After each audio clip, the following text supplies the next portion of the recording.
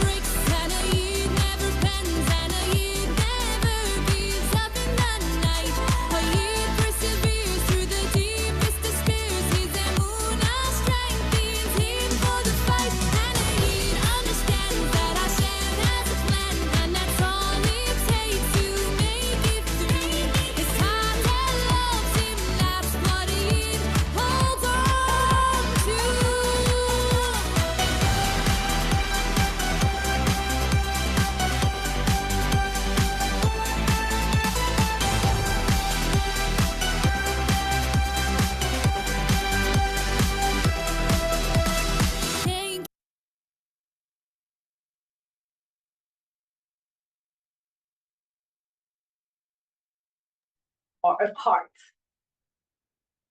All right, good evening, everyone, again. So hello, and on behalf of our sponsors, that would be the Center for Jewish Civilization, the Motara Center for International Studies, the School of Foreign Service, Women's and Gender Studies Program, and the Gender and Justice Initiative. Hello, good evening. Thank you for being here with us today.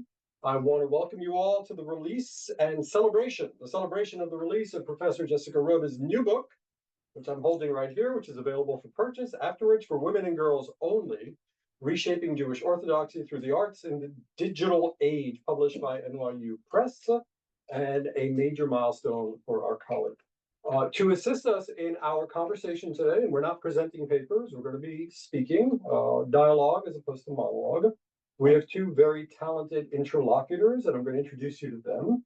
Our first interlocutor to my right is Dr. Soraya Batman-Galek, who is the associate professor. I got that right? No, Batman-Galek? it's Batman-Galek. Yeah. Batman-Galek, excuse me. I'm sorry. No worries.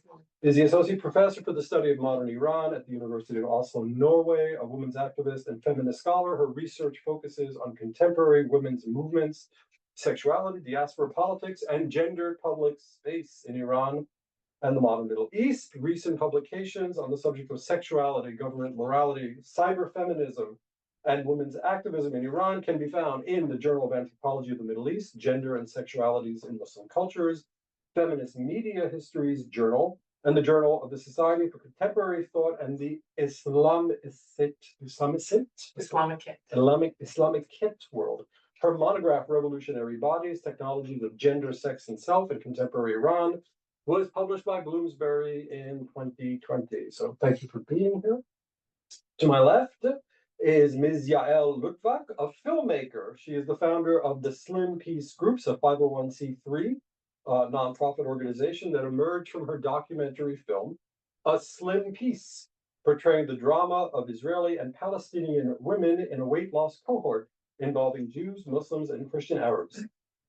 Ms. Lutvak directed and co-produced A Slim Peace, which premiered at the Tribeca Film Festival in 2007. Her film was broadcast worldwide. And on the Sundance Channel in the US, Slim Peace was recently profiled in the New York Times and on NBC's Today Show. And women and men have requested to bring Slim Peace to over 30 US cities and internationally as well.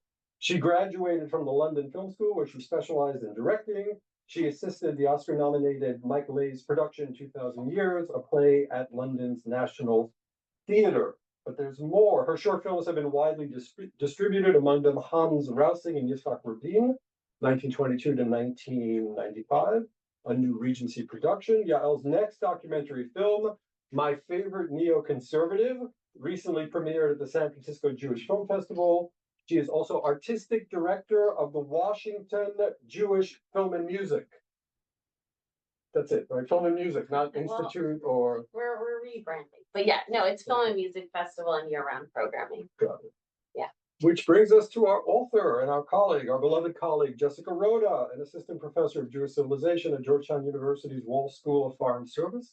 She is an anthropologist and an ethnomusicologist trained between Europe and North America, whose research interests include music, religion, cultural heritage, gender, and media. After a first monograph about the social and political implications of Sephardic music in France, Se réinventer au présent, les Judéo-Espagnols de France in 2018.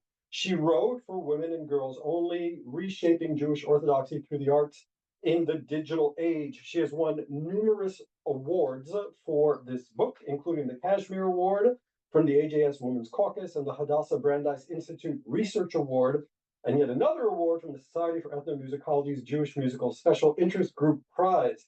Her CV is equal to that of many full professors. This is a ferociously publishing scholar. She's currently exploring work on a new project on the cultural dynamics of wellness, particularly examining its convergence with auditory elements and bodily rituals within Orthodox Jewish communities, and a forthcoming book on Jewish music, global perspectives, with Sarah Ross of Hanover. Beyond her academic life, as if we have lives beyond our academic life, she is also a trained pianist, flautist, and a modern jazz. I did not know you were a modern jazz dancer. She grew up in French Guiana, South America, in a mixed family, an upbringing that shaped her as a person, educator, and scholar. All right, so we're ready to go. Jessica composed the run of show, which I think is really good. We're going to stress a lot of conversation, and ideally, we'll be able to have a robust Q&A. Hopefully not too robust, but robust enough for us to all be elucidated by the end of things. So I'm going to start with 3 questions, but I only want you to answer one. I want the other 2. Yeah, well, I think the first one's the most important. All right, so here we go. For Women and Girls Only is a multidisciplinary work that spans the fields of anthropology, women's studies, religious studies, Jewish studies, and media studies, to name a few. I'm really interested by the media studies part because I'm also writing about comedy in the digital age, and we notice that the subtitle is Reshaping Jewish Orthodoxy Through the Arts in the Digital Age.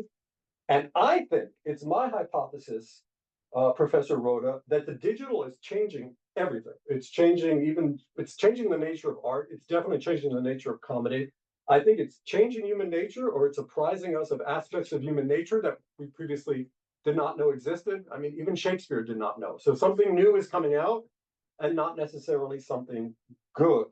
So what I wanted to ask you is, given that the roots of modern Orthodoxy are predicated on this idea of building a fence around the Torah, and we all know that line from the Mishnah, if there's one thing that the internet really does well is obliterate fences and boundaries. It just casts everything out into cyberspace and makes every local thing global. So my first question is this: insofar as the internet has obliterated boundaries for better or for worse, is there something ironic or unhalachic about these artists who post their work online emanating from these very, very conservative communities that generally shun and disdain any type of public glance, whether outwards or directed towards them? So I'm thinking of a line from Habermas, who talks about these types of, I'm going to use the F word, fundamentalist communities, as barricading themselves from the modern world. And if there's anything that's going to knock down your barricade, it's the internet. And these are willing agents in placing their stuff up on the internet. That's the question I want you to ask. And then the questions I want you to answer. And then the questions I don't want you to answer are the following, but I want them to hang above this conversation. Are the tensions between the Jewish conception of tzniut, or modesty, which rules these women's lives, as we learn from the book, and are there tensions between tzniut and the challenge of creating serious art? Can artists serve 2 goddesses, is the question I want to ask you. Can you be modest and can you be an artist? At least in certain Western traditions, it's very, very hard to pull off, since art is a complete expression of a self that would otherwise not be permitted to express itself. And then the last question, this is just an argument we've been having for 7 years, since I'm a scholar of secularism. So don't answer this one either. But your readings of secularism present secularism as a fence of sorts. It's a lens through which the lives of these women are distorted, and it's perhaps the mechanism which keeps them subjugated.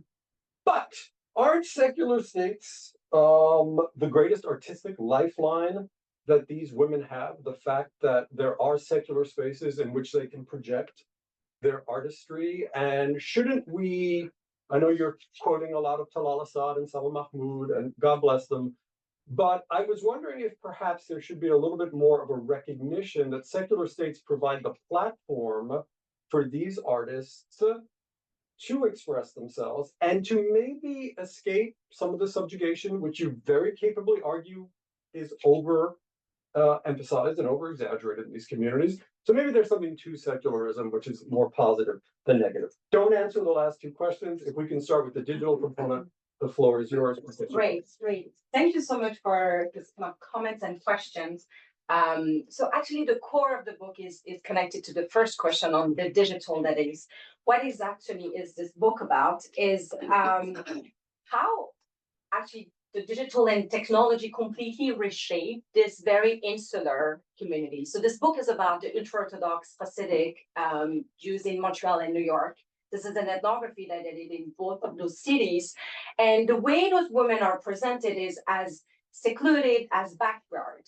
And when I studied the ethnography, I found something completely different. And actually what was extremely interesting is actually the way they are using technology, and here the digital, but also, you know, the home studio at home, the way the circulation of their arts is enabling them to create a global community of artists who are not only located in Montreal and in New York, but globally connected in Australia, in Israel, in this case, in London, in Antwerp, in also South America, and how their product are able to create a new facet of being visible as well. And the other important aspect of the book is the fact that I'm trying to show that within those ultra-conservative or the F word as you want to use, fundamentalists, I don't engage at all with this. This is not the way I see those communities, have different ways of showing their visibility, in the sense that it's also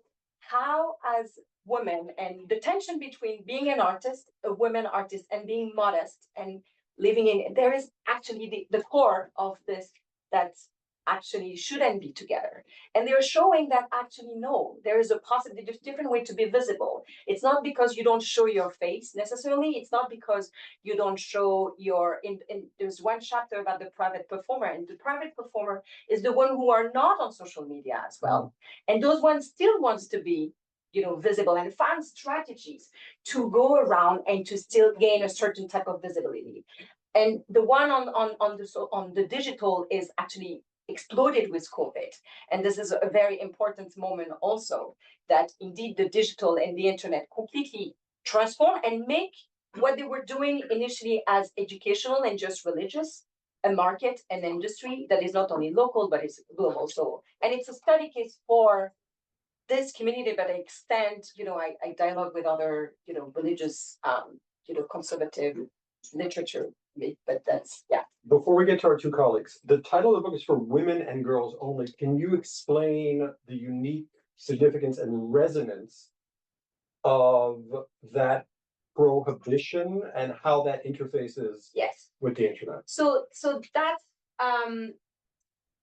with the development of this alternative market and industry that is available on social media, because there is a tension between being religious, being modest, and on the other hand, being an artist, some women decided to create this market available, but to prevent, to give a warning to the audience and to tell you, this is for women and girls only. So this is the responsibility of males to not consume these media. So this is through that lens that I was inspired by that.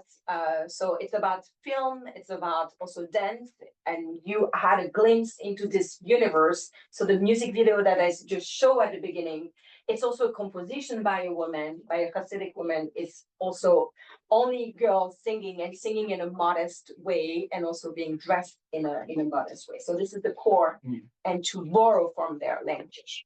But we watched it, and I'm male, and many other men watched it. So halachically, what are the implications? And I'm going to throw it over to Professor Batman-Galep to ask the next question. Yeah, so the women that are on social media, they, as I said, they give the responsibility, and actually they authorize me to promote and to present that. The women who are the private performer, I never present their material. because they give me access to a lot of archives, but I will never present the material.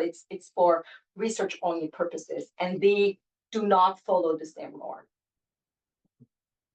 Thank you. First, you know, we all here wear multiple hats. And so one of my hats that I wear is actually a real close friend. So if I feel that I actually have to say how proud I am of you, right? In the sense that to see you go through this particular project and see its various sort of developments, iterations, challenges and stuff, and you in various forms of dress over the past couple of years, and to see the product has been remarkable and wonderful and very, very deeply touching, right? Because I just see how damn hard you work. And I want to tip off my hat to you for that. Okay, but the other hat is of, as I say, professor, right? And so I understand that you're an ethnomusicologist and anthropologist, right? And my training is in Middle Eastern studies. And often, being in an interdisciplinary program of sorts, it behooves us to travel down multiple different routes or sort of intersections and periods of time to do a kind of comparison of sorts. And very clearly in this book, you capture our attention on this particular moment. Mm-hmm. And you situate it, of course, in 2020, or you say within 10 years or so from 2020, and you're talking about the digital age, but there's often been a genealogy of circumventing norms, right? Yet you don't speak to that. You focus so much on the digital age as if we hadn't entered a kind of analog, or we weren't part of a kind of history of analog, the videotapes, the sound recordings that were already present of women participating in this particular kind of navigation. So I was wondering if you can sort of move back the time barricades that you put in place. Granted, it wasn't your project to do that, right? But if you can speak to that porousness, right? And the fact that it's just not 2020 moving forward. Yeah. And then I'll ask you the other question. Yeah. So actually, I touched briefly about the genealogy of this before the digital, and the fact that you had always for women and girls production in the context of educations for Orthodox girls. And it all started in Poland, actually. I mean, Eastern Europe, but yeah, Poland was pretty core in terms of producing this space for women and girls only. What is very unique before the digital, and especially with the music industry and the film industry, it was dominated by men. And it still is, the music industry and film, who has access to technology. But for a long time, the access to go to a music studio, if you were especially in New York or even in Montreal, most of studio owners were men, and same thing with the film industry. So women were not recording, and I was trying to find archives. I went to different schools, even to have archives, family archives, and I did, interviews in both of cities, first generation who survived the Holocaust and ended up in New York and were part of those first schools, and asking if there was any material. No material, no traces of women's production. So there's kind of this impossible nature of capturing what was happening, besides, some potential writing of plays. So that's something that you can have. But in terms of the cassette, so there was in the 1980s, 2 women that were preeminent that had cassettes, and they were also doing tour, but they were very, very small. And it was a really huge niche, because indeed you needed to go to a man, and a lot of them were not necessarily comfortable to capture that. While with the digital, you can stay at home. You can make your own, and you don't need that much training also to have access to this technology for music production, for film production. I mean, what is fascinating is that even with the most conservative who do not have the internet, you can compose what they call the hotline, and you can listen to music. So that's how the community function. And it's thanks also to the digital. So they record at home in the basement, and then they make it available through the hotlines or different formats. So I would say that's, to respond to how come, I was not able to talk about this genealogy. Accepted, right? Clearly accepted, right? But what you're focusing a lot on the media here, where I'm saying that women have always been understood as sort of custodians of a kind of The norms of storytelling, of the norms, but also of storytelling of sorts. So there's no precedence for any kind of artistic activity predating this. Of course there is. Yeah. Yeah. The as I said, in the Yiddish theater, and also what is fascinating is like before coming to the United States or at the arrival, a lot of women saying we used to have those also non-Jewish, that we were performing among women. So that was very common. And actually, in the 70s, there is a radicalization coming here and actually making the fans stronger by being in the United States. And suddenly they say we cannot have, those secular play, and we have to make it Jewish content always, according to, you cannot have a love story, for instance, to make it much more norms. So yeah, there is, but not materialized. So that's I would say. If I may sort of just say one thing, I noticed a lot, and perhaps what I'm asking is a little bit controversial, right? There's a lot of focus on the iterations of such in North America, right? And because I'm asking you this question in large part because because you point to the Lalasa, because you point to the Sabbath Mahmoud, and because you point to sort of feminist anthropology of Leila, right? There is so much that you have written that is in conversation with feminist anthropologists in Middle Eastern studies. It is virtually absent. Granted, you talk about Sabbath Mahmoud, sociologist, right? But in particular, the conversation of what you describe to be the F word, right? There's plentiful anthropologists, ethnographers, even my own work that goes back 30, 40 years, not my work, but the work of Denise Candiotti, who talks about patriarchal bargain. Every time I would read sections of your work, I said, this is very similar to what Candiotti is saying with regards to women are trying to get by. They want to keep the system in place, so they find methods of negotiation, right? They do something for a particular form of privilege. Yet the theoretical conversation that is omnipresent in Middle Eastern studies does not seem to be, it's like, it's warded off. It's like, don't be in conversation with studies and Jewish studies. Keep them separate, right? And we're in academia, right? We try to be, if we're proper feminist ethnographers, we try to have these people in conversation, irrespective of what politics say. So I'm wondering, can you speak to that? Yeah. So actually, I talk about it briefly in the first chapter, the how exactly, as you said, the conversation that, building on the first work of some anthropologists writing about those conservative, women, especially the work of Ayala Feder, who is in conversation with those Middle Eastern and post-colonial feminists. And yes, I think there is a big elephant in the room also in Jewish studies about the struggle that there is to have dialogue outside Jewish studies and to engage outside, and when you talk about this universe that is it's in North America, and indeed, the theoretical element is very clear that this is my inspiration, this is or building on this. Yeah. But because also there is a very difficult position about Israel, to put it, the elephant in the room. When you deal with Jewish studies and when you're in dialogue and you want to integrate, how do you do that? And the struggle that there is on, I think, both camps. And when I say in Middle Eastern studies and also in Jewish studies, because of the politics. And I guess, yeah.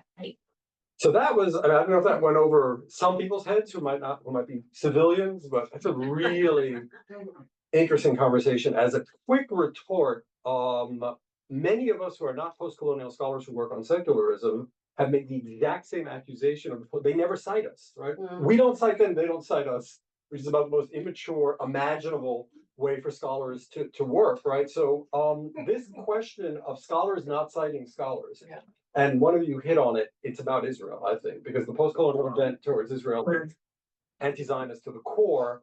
So there's a kind of hesitation for scholars who work in Jewish studies to go for that literature wholeheartedly. But I think you're correct. There does seem to be like a lacuna there, and a young assistant professor who will get tenure soon is waiting to get tenure has to be really cautious Yes. about how they signal the semaphore of who they're citing and who they're not citing. Before we get to our colleague Yael Litvak, I want to put something on the table just to stir the soup a little bit for conversation. My neighbors in Brooklyn, New York, my ultra-Orthodox neighbors, Ben Sion and crew, right, who I meet when I'm raking leaves, right? And we have perfectly pointless conversations about nothing, which is what neighbors are for. They're going to watch this in a state of rage. They are not watching these types of materials of these women dancing beautifully and giving the old Yesher Koach or the thumbs up. And I want to use the word because I use it having studied it for a long time. This is heresy or epikosiut, right? This is heretical to a certain cross-section about which you know much more than me of the ultra-Orthodox community. I admire heretics, I write about heretics, I respect heretics, but this is heresy to some. And as John Locke said, every man is orthodox to himself, right? So it's a relative term. But I do think we have to deal with the fact that people watch this and their heads explode, not the very interesting folks that you're dealing with, but I would like you, after Professor Litvak speaks, to talk about the heretical dimensions of what, yeah. Okay, I'm not a Sorry. professor. Today you are. I'm a civilian. I'm a filmmaker. I'm the only one here who doesn't have a PhD and just a master's, sorry.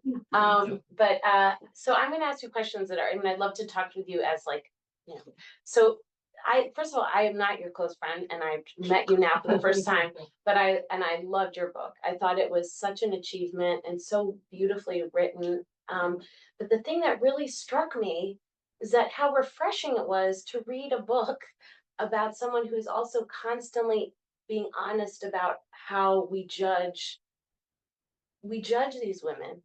And you are sharing with us how, of course, you need to gain their trust because they do need, and they're really giving you their everything. They're giving you their soul, their art, which in this case is really meant to be private for women and girls only. So I can only imagine the struggle of trying to gain trust. Like I have to gain trust when I make films about real people. But you're also incredibly refreshing in a world where everybody is saying that they know what's right and what's wrong, whether about Israel or about anything else. And you're so honest with us about how you're constantly having to navigate how quickly we judge women who maybe are Orthodox. So I'd love to hear how that process was for you. Very brave. Yeah, so indeed the book and also the way I navigated. So the book is about the one who are the most conservative communities, Satmar, Kiryas Joel. If some of you know the geography, it's a very, very secluded, village of state New York. And I ended up there during the pandemic. It was fascinating. Maybe Jacques will say something different. Indeed. It's also a place where you have, it's pretty intense. And I wouldn't say that when I was at the Shabbat table and then you have a conversation with a man and he's not able to look at you, he's the husband of a friend and he doesn't look at you in the eye because there's this discomfort. This is how you're supposed to interact. But it ends with the artist, and Malky Goldman unfortunately is not here because she's doing a very, very important movie. That's why she's not joining us. But the last chapter is the artist who left. And myself, I navigated a lot of those lines and a lot of those worlds. So this is an ethnography of a translocal ethnography, as I say in the book. And I think the fact that I was also coming from the art myself, and the fact that I was touching the art for many of them. And it was a way to show what they are capable of doing. And it was this constant, what did you think, Jessica? And I don't make any, judgment about if I listen to this music, I can comment on that. This is not, I'm much closer artistically with the artist who left, of course. Of course. Yeah, I mean, that's the way it is. So And it was not easy in terms of some question of access and also facing myself doing this work. Because I know also that my position, I'm not Orthodox. So, and my life is not according to what they would expect. And it took a lot of time, it took a lot of trust also from sometimes the family and some, navigating also, I don't talk about it, but navigating secrecy as well in some cases. I can only imagine. The site, well, as a filmmaker, when you make a film, it's all about the audience, right? You make a film so people will come and see it. Yeah. And so in this case, it's so unusual that you have this whole group of female artists who don't want a lot of people to see their art if they are men. And that's fascinating, and suspending judgment. I also was interested in how you chose your paradigm, because as my current role as artistic director of DC Jewish Film and Music Festival and year-round programming, we screened a film last year called The Wedding Night by a very talented Orthodox female filmmaker, Rachel Eliatzur, who's Israeli. And she did a film about the wedding night, about what it's a documentary, and she had incredible access to ultra-Orthodox couples, and nobody tells them what happens on the wedding night, but the wedding night is the night you have to consummate your marriage. And she, to me, was like one of the loneliest people I've ever met, because her community, and she's still Orthodox and she's within the community, and she's not married like some of the women you mentioned in your book, which is interesting, is that she had, challenges making this film, yet she did get the access. And then she comes to the secular Jewish or non-Jewish community. And of course, she's met with a whole other set of thoughts about her. And I was wondering how you came up with that paradigm, because she doesn't totally fit into that. So that was also very interesting to me. I'd love to hear your thoughts. So I think it's really, the book initially was not supposed to be just about women. It was supposed to be about men who are public. So this divide between the public space for men and women who are private. And actually progressively the space of women just exploded. When you go in Brooklyn and there is like Broadway, it's called Anastasia, everybody knows Anastasia, or Fiddle on the Roof. They will just change the title and you will go, and it's packed with hundreds of girls and women only on stage and in the audience. And people speaking essentially in Yiddish or in English, and just this universe where you have bus from all over around, New York, or coming to that universe, And same thing with the home studio, and also the artists who left, that are and were kind of the first people that I've met and I connected with. So it's really the ethnography who gave the material for me to write about all those spaces, as I call it, this ecology, this artistic ecology, and how it is developed. So, and the selection process was that way, and then like it's also a creative process of what to decide to have in the book. Makes sense. Oh, so the last thought, because I don't want to pass it on to others and to all of you, is it's a little controversial too, is that if you are a female artist though, and you do mention the word parnassa, earning a living, and so that there were a lot of reasons why they could justify that. It felt to me like they had to justify, because I have to do this work because I need to earn a living. I have to do this work because actually science, you mentioned that science says that being creative is good for your mental health. You mentioned, of course, the advent of COVID made it easier. But if we're being really honest, if you become a successful artist and you use this, they leave the community because you're making either a lot of parnassa, a lot of a living, or you've reached an audience, or you want to grow. And I did see this with Slim Peace too, the film that I made about Israeli and Palestinian Jewish Christian Arab women losing weight together a long time ago, was that at some point they had to be able to tell their husbands, or in some cases in the Muslim communities, their brothers, no, I'm going to do this movie, or I'm going to go to this meeting because I want to go, and you can't tell me otherwise. So I wonder where, when you talk and you end the book about social change and you ask questions, I wonder how you see that tension and where you think it ultimately has to go. Yeah, so it goes back to the question of Jacques about the controversy, and I talk about the few big controversy at the end of the book. I talk about this gathering of many rabbi it was in New Jersey, not upstate New York. Actually, they had a meeting in Yiddish. It was only men, and making a debate about women that needed to get out of social media, and especially of Instagram. That was the role of women, is to stay at home. And the core is always like they need to center the motherhood. So the limitation, indeed, if this is not the lifestyle that you want, to be a mother and have a large family, or if you're queer. So the last chapter also, I ended up with this figure, Leah Foster, who was a superstar. She was a comedian. She was touring all over, also singing, and then she was exposed because she had a secret life as a lesbian. And one woman one night found her in Manhattan in a bar. She took a photo and she posted on social media, and it was the end. It was the end of her career. But today, Leah Foster, she's actually performing in Manhattan recently. So the limitation, indeed, there are clear limitation. Braha Jaffa, that you saw the video, she recently recorded a song that called "See Her," and she's really talking about her struggle. And I know also the potentiality. She's working with a lot of also secular artists.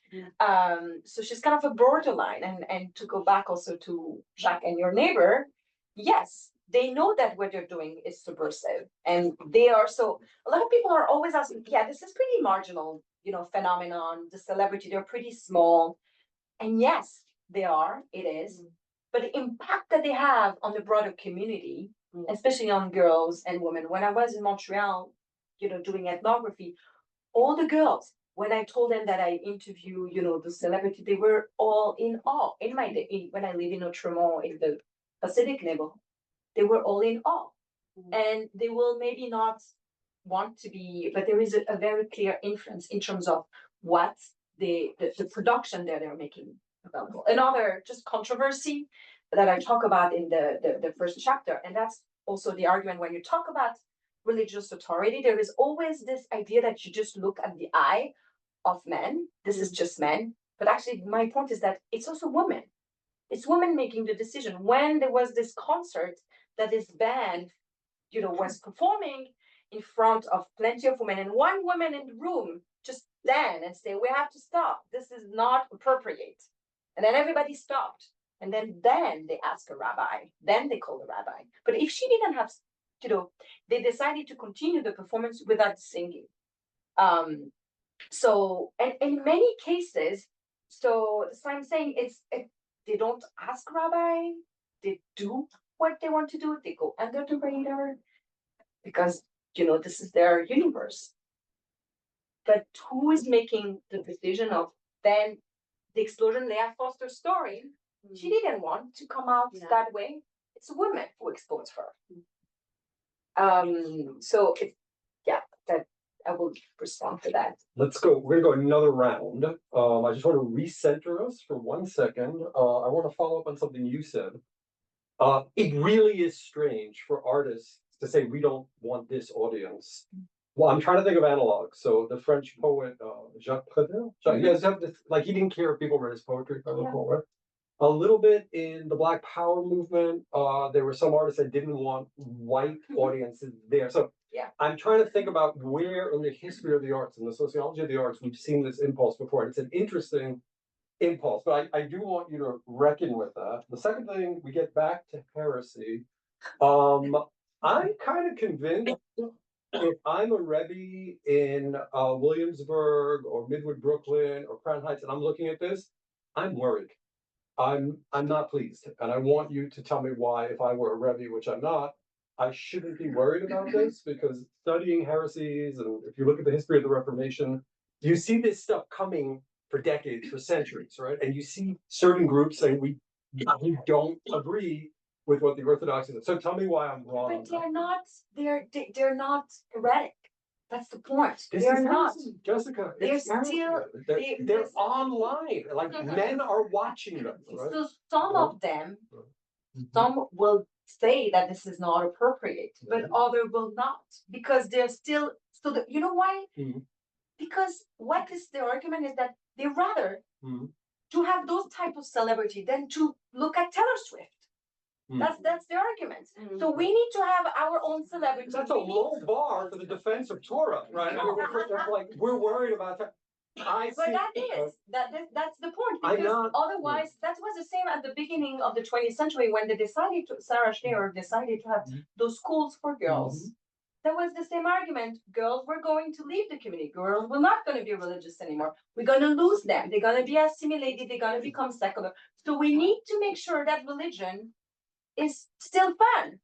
But why don't we see heresy in a positive light? Right? We don't have to see it in a negative light, as something that kind of expands the boundaries of the community, gets people to think. So I see it as a positive development, but I think it brings a lot of progress. I want to throw it back to our colleague. I wonder if you've ever heard the term citation mafias. It's something I looked into. So citation mafias, economists do this, right? They find out that certain networks of scholars only cite other networks of scholars. And there's a pretty robust literature on this. So I'm not saying you got into a citation mafia. I'm saying that when scholars that are at younger stages of their careers, they have to cite very, very carefully. Floor is yours, Professor. Okay, so actually my comment is to you in also defense of her work in large part because it comes from the kind of interlocutors that she has in this piece. It doesn't actually matter what the guys say. It actually matters what the women say, right? Because it seems to be that it's the women who are sort of policing themselves in this kind of strangely Foucauldian self-disciplinary manner, right?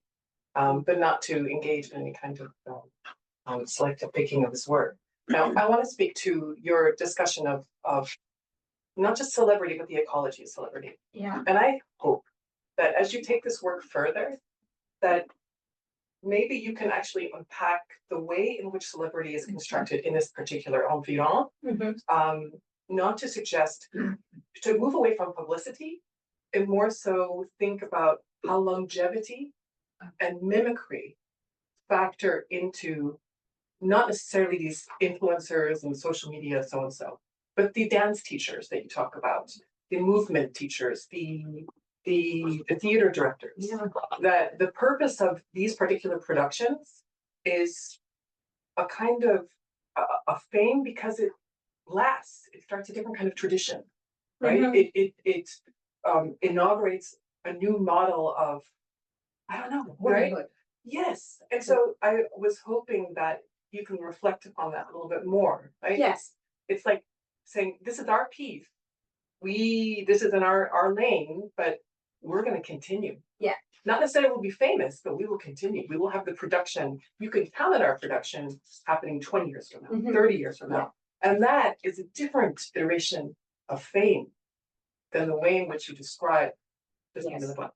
Yeah, so indeed, in the book, there's one chapter that's called the celebrity, and which is pretty antagonist to indeed what you're supposed to be and how you're supposed to be. When you're modest, you're not supposed to be famous. It's about humility. So how they are making it, acceptable, or I love the idea of the translation of knowledge. So how they are translate the North American, pop star into their world.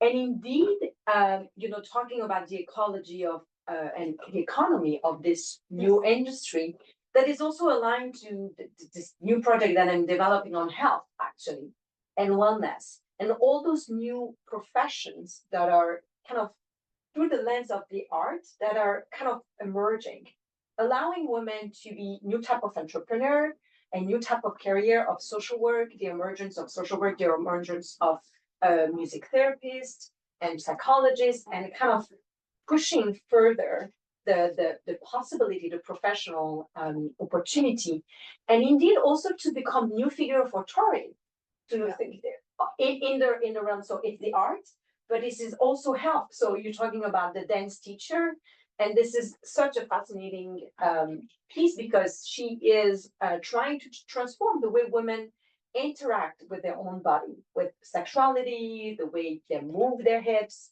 and that will influence how they're going to be at home, right? And she's also not only a dance teacher, but she's a performer, and she's also part of this network of healers or people who are invested in wellness. And it's exploding, actually. I mean, I'm saying exploding. It's this is a world that is completely growing and making a new possibility for women to have a new identity within this community. But they're also policing themselves too, because you use a really funny example about how there's a movement class of sorts. Oh, yes. And the emphasis is only on, this is just for health, just for health. The body gyrates in this particular way. No. It has nothing to do with this and this. So it's a very peculiar way of. There's your Foucault, right? There's your self-regulating the body. Yeah, which, But also a kind of fakeness to it, in the sense of, if the mind traverses into the realm of, oh, this is sexually enticing, this will lead to, no, don't think that. Yeah. Shut that down. This is just about wellness. But it's the entire, like, there are sections of your book I was like, come on now. Come on now. Yeah, exactly. Come on now. And No, but there is also, and it's a great example, because the song that she used and actually was in Yiddish, and it's Mambo number 5. So maybe some of you know this song, and it's so I was dancing on it.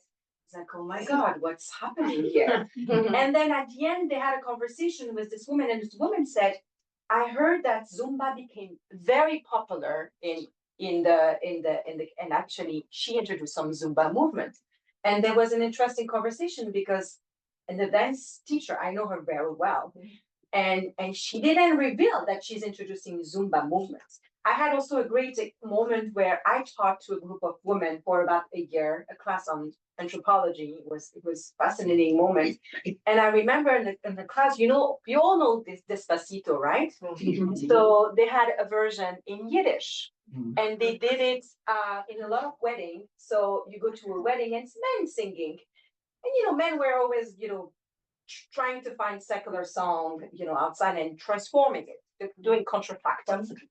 And then I remember putting the song, and they said, oh, some of the students, they knew the song. And then I said, but you know where it's coming from? Yeah. And nobody knew. So this kind of, and artists are the number, this is the entrance also of making those contact zone and those possibilities. So the common is, this moment of embarrassment. Let's go to the filmmaker. I want to put a text out there, which is making me think of this process for the lit people out there. Allegra Goodman's Catterskill Falls. Are you familiar with it? With a woman from an Orthodox community who wants to open up a store. That's all she wants to do. And at first, the rabbi says, the Rebbe says yes, and then he says no.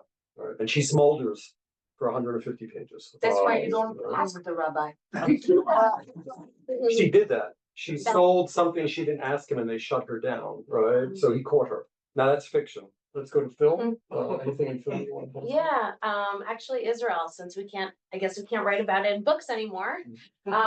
So in Israel, as you know, because we spoke about this, there is a film school only for Orthodox filmmakers. It's called Ma'aleh. It's in Jerusalem. They're exceptionally talented filmmakers. When I'm scouting and looking for films as in my role, I work with an Orthodox film distributor. Her name is Hedva. Nobody messes with Hedva, and she has 5 kids, and she is one of the top film distributors, and a lot of her filmmakers come from Ma'aleh.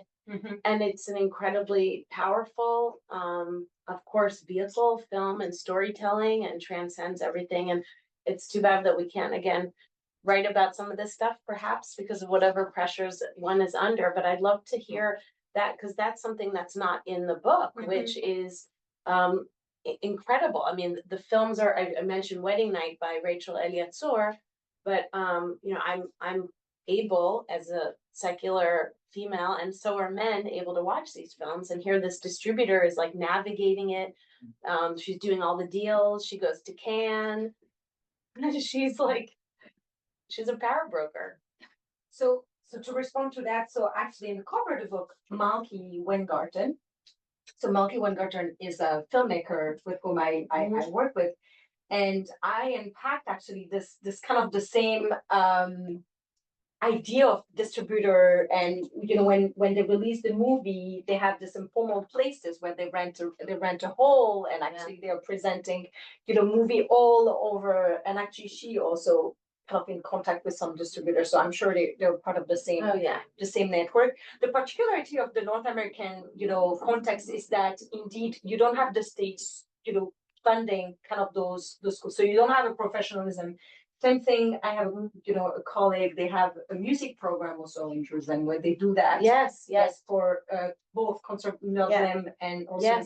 conservative religious women who just want to be single women. Yeah. But you don't have that in North America because you don't have the arts in at university adapted to, because of we are secular. Even Truro College there's not a big market. Yeah, that's an important distinction. Yeah. And then the other thing I thought was just interesting was really how you ended the book, and because you had given us these different examples, and we get through the celebrity and the influencer, and I really loved how you framed your book and you organized your thoughts, and it helped me very much. And it was illuminating again is the word I kept thinking as I was reading it. The very end about social change. And it's a little bit of the come on now theme that we're but I do really wonder, like, how do you see, are we gonna, I mean, the industry is under such pressure, both with social media and orthodoxy. And I wonder how many of those films we'll be able to see. And in 5 or 10 years, I do wonder who's gonna, I hate to say it, but win a little bit. Yeah, and actually I ended that. What is the future? Especially because when I was writing the end, the conclusion, I was in Krakow, and I remember, and I was like, oh no, there's this asifa, this gathering, and all those rabbi, and I was like, because I wrote an entire chapter about the social media influencer, and none of them left Instagram. And actually, even one spoke very loudly. She's the one who is fighting. Her name is Gina Sash. You can find her on social media. She's going after, rabbi. There's a big issue in the Orthodox world is divorce, the issue of agunot. So if you are separated, if you want to get divorced, you need to have a document to be able to divorce. And it's the man who's supposed to give you that. And if he doesn't give you that, you're not able to get remarried. You're not divorced, and you're what we call in shame, agunot plural. And actually, what the chapter on the influencer is a lot about how artists became kind of, because they are famous and they are on social media, they use the platform of social media to become activists. And why I'm saying that is because there is a form of normalization. Bracha Jaffa that I show you at the beginning, there was a big controversy in a concert in London. There was a lot of people who said, if the girls are going to the concert, they're not going to be able to enter the school anymore. So they didn't know if they will still have the concert. She still had the concert, maintained it. And a lot of girls still went to the event. So this kind of, I think that, and also the other interesting aspect is that a lot of organizations who in 2020 were very anxious about using the celebrities to have, support their organization are now using it because they don't have any choice. This is, an economy. Yeah. So we have 10 more minutes, 15 more minutes before Q&A. I want to ask you a question, Professor. So what were you getting at? I want to make sure I understood you in the come on now. When you talk about these women gyrating, are you saying they're agents who are aware of what is going on, or somebody is? I want to understand that comment because I think it's very I interesting. don't believe that the actual public's participating. The dance class were not gonna to suggest that they have a lack of understanding of their movement and stuff. I'll be focusing on the actual dance teacher and the way, and there's a kind of performativity in her. Oh, this is about health. My come on now is a reaction to, that's a strategy, right? More so her position, because she sort of traverses multiple borders and worlds and such. I found it somewhat disingenuous. And Yeah. the goal of this strategy, just so we all understand it fully. If we all gotta get by. Okay. I mean, bottom line is also we have to live, we have to survive in these particular communities, right? There's, if we read Laura Berlant's work on what is it called? I think optimism, I forgot, but she does talk about we do things in order to stay afloat, and this seemed to be one example. Staying afloat. No, I mean, yes, I will end with a reading, but just to comment on that, I think writing this book also makes me think about our own positionality as women in general, and how we all need to strategize at a certain moment, and yeah. So it's kind of also looking at it as a mirror of the old stuff. So because Malky Goldman is not here, I wanted to conclude with a section of the book to give you a glimpse. So this is the last chapter called The Public Artist, and the subtitle is Legitimizing Hasidicness and Diversifying Jewishness, because I make the argument also that performing Hasidic culture is not the same as performing Jewish culture. And there is a quote by her. She said, "I am still Hasidic and I will always be. This is not only who I am, but this is in me." And she is not anymore living a Hasidic life. In New Yiddish rap's staging of the play God of Nekame, God of Vengeance, Malky Goldman's role was a far cry from her Hasidic upbringing in Mea Shearim, Jerusalem. As a result, a Jewish prostitute, Malky traded her everyday clothes with a hot pink romper with a black corset. Her décolleté red skirt with black flowers, black tights, and high-heeled boots were extensions of the character. Her body language followed suit as she flirted with clients by playing with her legs to offer a better view of her flesh. On March 22nd, 2017, at the Theater at St. Clements in Manhattan, I saw Malky act in front of an audience eager to see the modern version of a controversial play written by Sholem Asch in the early 20th century. Exploring Orthodox Judaism, prostitution, and same-sex love, the scandalous play is set in a brothel owned by Yankel, an Orthodox Jew who is trying to marry off his daughter to a yeshiva student while she falls in love with one of the brother's prostitutes. While in many ways foreign to Malky's former life in Jerusalem, the play overlaps with that experience in two key respects: its use of the Yiddish language and its exploration of Jewish orthodoxy. Some ultra-Orthodox women exercise agency by breaking with religious authorities and finding a new authoritative force, the art industry in the secular world. These public-facing performances exist along those limited to women community members, which we explore in previous chapters. For her part, Malky remains a painter in her Hasidic community and has been teaching women and girls there for years. Several nights a week, she leaves her apartment in a black dress, covering her elbows, knees, and collarbones, thick stockings, flat shoes, and a tichel covering her hair.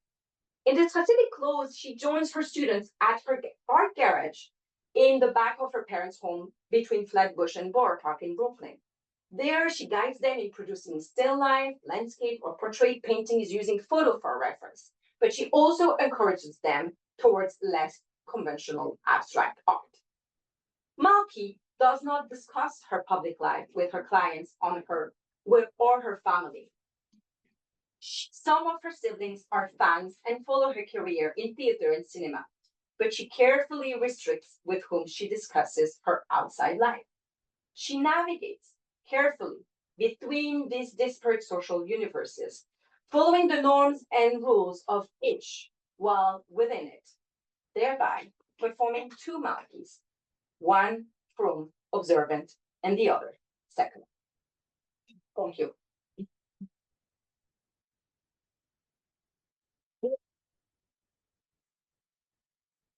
Very quickly, if I could just get our two commentaries to give us a 2-sentence, put it into the audience. Oh. 2-sentence, put it into the audience, and then we'll get to the Oh, audience. okay. What am I putting into the What do you audience? think they should be maybe thinking about or asking about? I'm not sure exactly what you mean by that, but I think it's, to me, it's about like, what do you think about the future of being a Jewish woman, being an artist? How does that work? How does that work in Israel, which is becoming increasingly religious? And here, there's a moment also, if you are Jewish, because of everything going on, you're either leaning in or you're leaning out. And I think that your book is also timely because of that. So I think that's just a big question. I also don't know how to interpret what to throw out there. No. And she has a PhD. Maybe it can speak to this idea of stepping in another person's shoes, Mm. who on the surface seems so very different from oneself, but in actuality, there's so much that speaks. Because I lived in Iran for a little bit, and many of these characters, they could be my aunts, my cousins. So there is much more of a kinship and a relatability, right, to these women than I expected, so I think maybe throwing it out to the audience of this element of surprise of the human condition. We're just so crazy these days that we just limit it to certain characters or prototypes, and so yeah. And before we take a question, my comment is, I see trouble, good trouble. Actually good. I feel this is kind of a positive movement, but I see trouble. I see a lot of trouble. And good questions will be raised, and I'm really happy that you were there to frame these questions for us and tell us about these communities. All right, with that said, we'd love to first know who you are, and then we'd love to get a question way in the back. Is that my colleague, Professor Orr, way in the back? Hi, Professor Orr, how are you? Yeah, just going off of your question about heresy, I kind of like this idea and I'm troubled on the horizon. I wanted to ask, was there a lot of pushback in terms of, this is the secrecy is kept very tight. Were any of them really afraid when the book came out or would come out that they would be exposed, that they would be excommunicated from their community? Did you get anyone who said absolutely not, like I'm not going there? How did they react to the book coming out as well? Yeah, great question, Miss. I have two stories.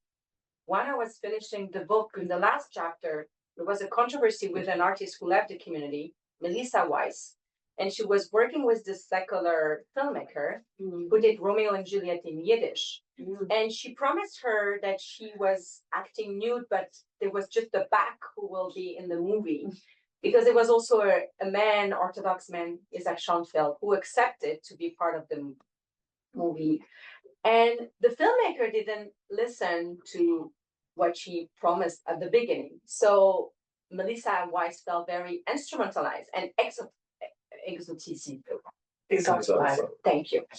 And actually, I reached out to this filmmaker because I wanted a photo, and then she asked me to read a few parts, and I don't know why I share it. And it was a lot of back and forth that I needed to take out certain section in the book. So I needed to do, so that was one moment thinking about how they reacted. And another one is one of the also celebrity in the book. So she asked me to send her what I wrote about her. And I was supposed to send her some material, and I said, look, I didn't actually write about you. I just acknowledge you, and you're in the acknowledgement. And she asked me to take her name out of the acknowledgement. But then I sent her what I wrote, and then she was okay with that. And some of the women, the first book launch was in New York at the Divo, and some of the women came, and and then in Montreal I had two of my students who came, and it was a very interesting moment where women inside and women outside who left the community who were talking, both who were artists. And my book was almost sold in Borough Park in the bookstore of Orthodox, and it was almost there, but they read the last chapter. So Yeah, and it was the same thing with a few other things. So yeah, and I had another funny story of some, yeah, I'm kind of stuck here. But I have a few. Other questions for Professor Roda? Yes. So speaking of Arab Jewish relationalities, as you know, my work is on Druze communities in the Arab world and across their diasporas. And I'm seeing a lot of resonances between my work and your work. And thank you for sharing it. And I think it's so interesting and so important. And yes, very timely. And these resonances are mainly centered around this idea of like secrecy and mystery. And then, you know, the Druze are like this too. We're very insular and we don't even allow converts and all of this. But my work looks at the expressibility and testimonies of Druze women. And I see your work centering on this as well. And I'm wondering what you see in this focus on art. What art allows women in insular communities to express or to do, because art is political and it is social and it is cultural and we can't remove one from the other. So what becomes expressible in communities that are often centered on inexpressibility? So I would say that first, art is always normative. And I think to think that art, even in secular where there's no norms and there's no boundaries, you know, you always have an audience and you always need to think about what you can do, what you cannot do, and what you're going to, and the impact that it's going to have.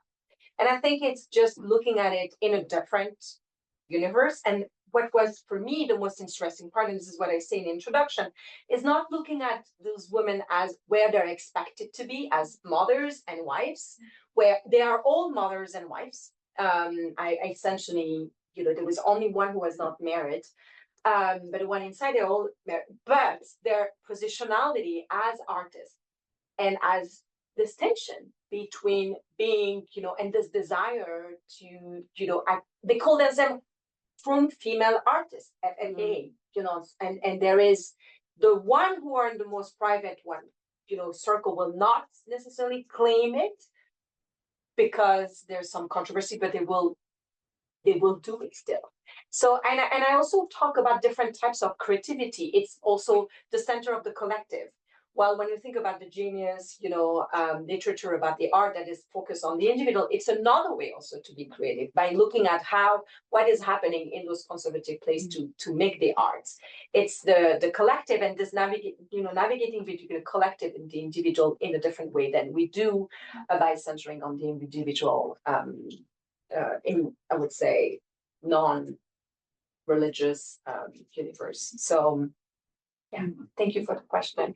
Thank you.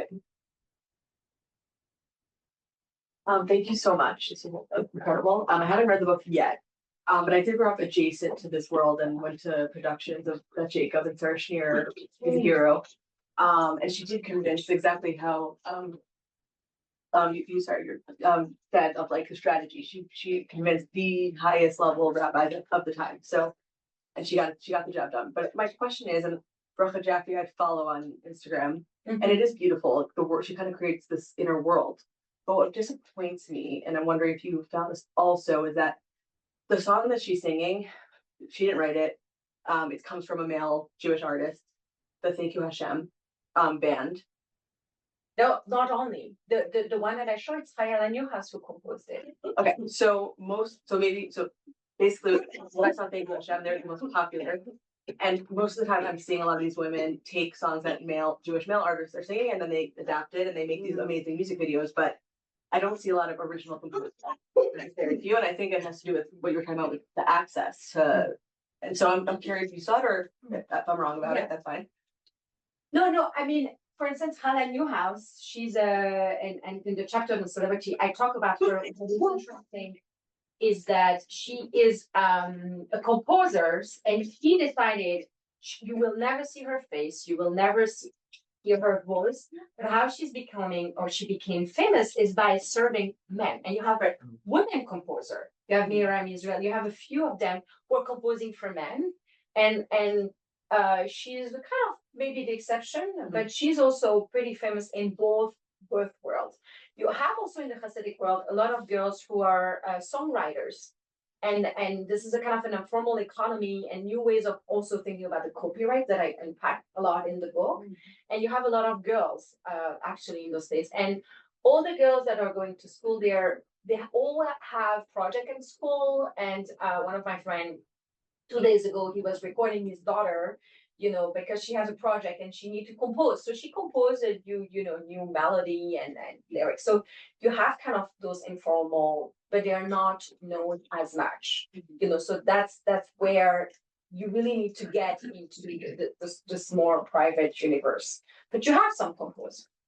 You have some composers. And Rafa, actually, initially she was only doing cover, but now she's doing also. There's another one, Francisca Kosman. I don't know if you know her. Yeah. So she composes as well. Right. We have a So I guess few- it's growing. Yeah.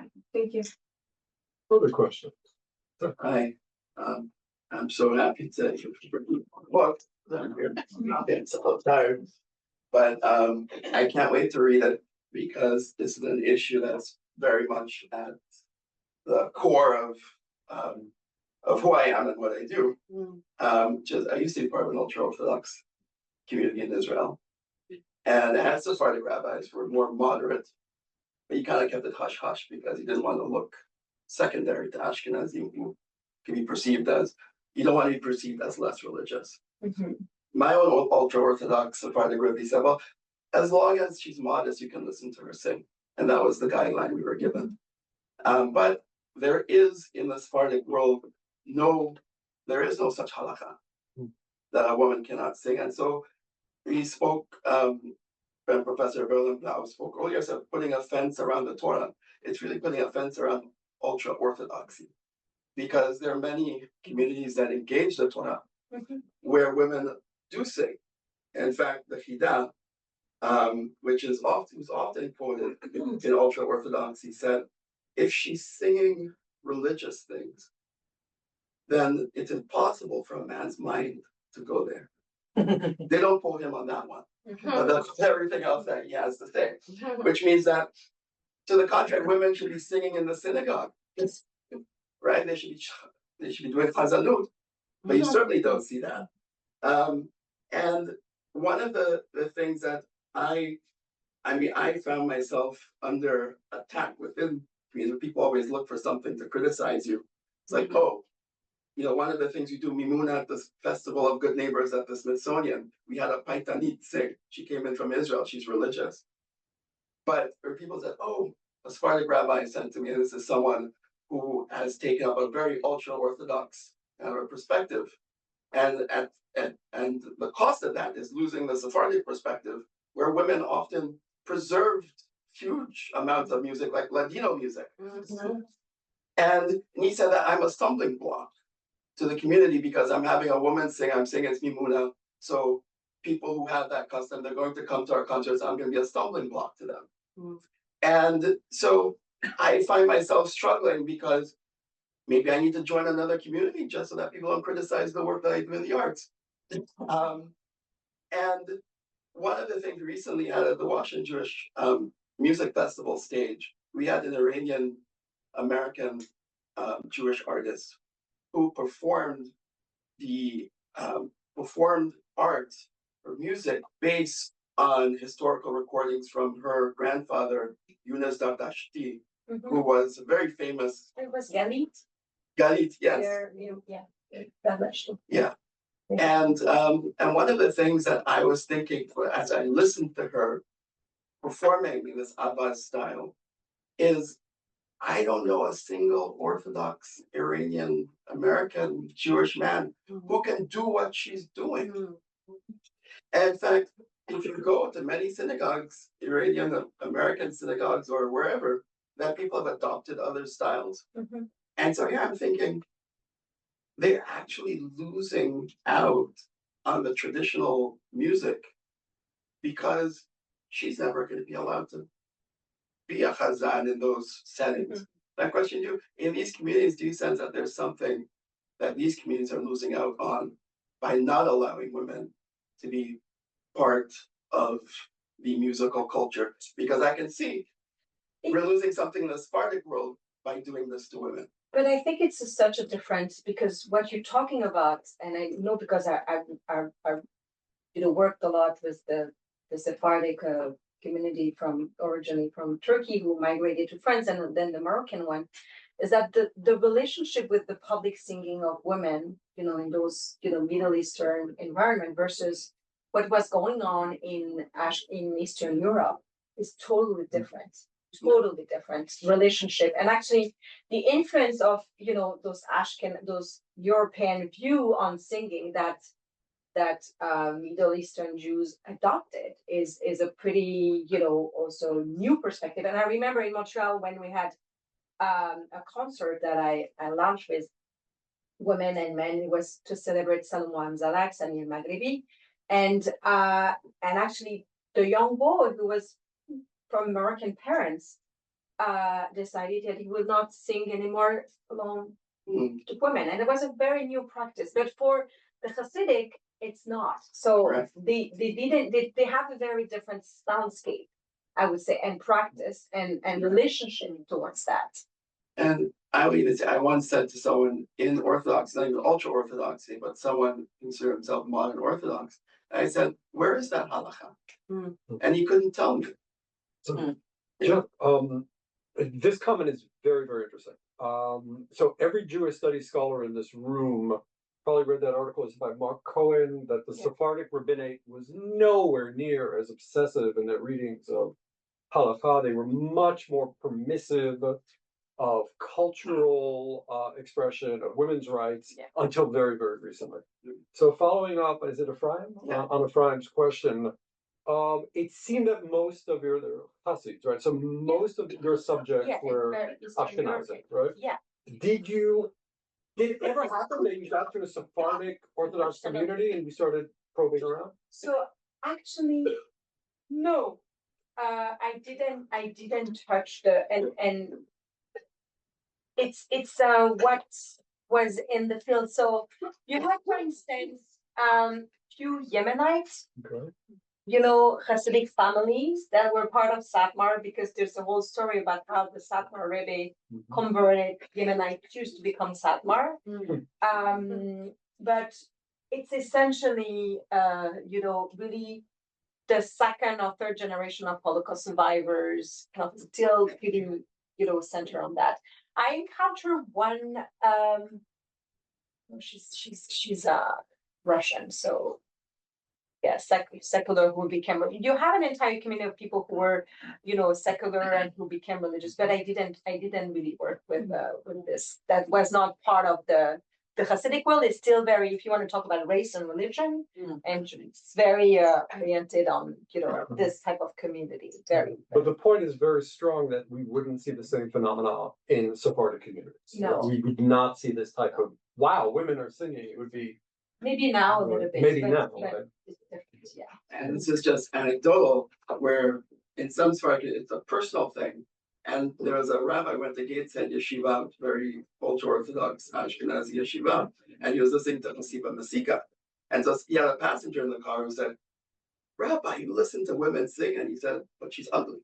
It becomes a very personal. Wow, story. That was a very well-placed oi from the audience. All right, let's have how about one or two more questions, maybe? If not, maybe our panelists. We're at 6:24. We're doing great. We need time for the reception. For the reception. Okay, I thought we were going till 7. No. Oh my God, we have to get out. Goodbye. We need a time for the. We're having a little reception out there. There'll be a book signing. I want to thank everyone. In particular, I want to thank our two panelists who were.